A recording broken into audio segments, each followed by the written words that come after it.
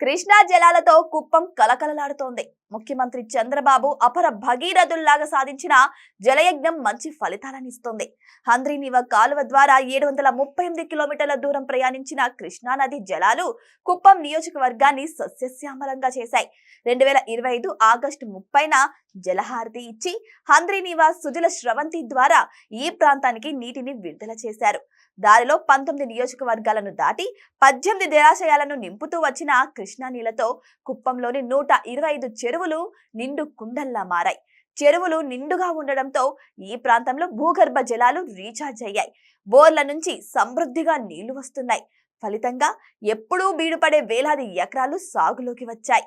YCP హయాంలో హంద్రీనీవా కాలువ ద్వారా కుప్పం నియోజకవర్గానికి నీటి విడుదల పేరుతో పెద్ద డ్రామానే వేశారు. ట్యాంకర్లతో కాలువలో నీళ్లు నింపి నిల్వ ఉంచిన ఆ నీటిని విడుదల చేసిన ఒక్క రోజులోనే కాలువ ఎండిపోయింది. మరుసటి రోజే కాలువ మీద ఏర్పాటు చేసిన గేట్లు కూడా ఎత్తుకుపోయారు. ఆ జగన్నాటకం రైతులను నిలువునా మోసం చేసింది. కూటమి ప్రభుత్వం అధికారంలోకి వచ్చాక సీఎం చంద్రబాబు ముచ్చుమర్రి పంపులను 6 నుంచి 12కు పెంచారు.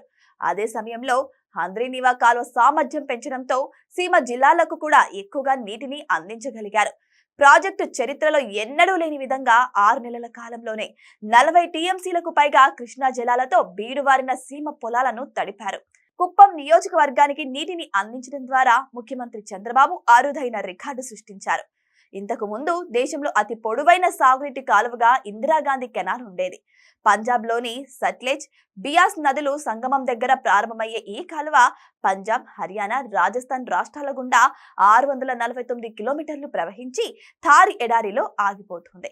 హంద్రీనీవా కాలువ అంతకంటే ఎక్కువ దూరం అంటే 738 కిలోమీటర్ల దూరం కృష్ణా జలాలను మోసుకెళ్లి కుప్పం బ్రాంచ్ కాలువ పరమ సముద్రం చెరువులో కలవడంతో భగీరథ ప్రయాణం ముగుస్తోంది.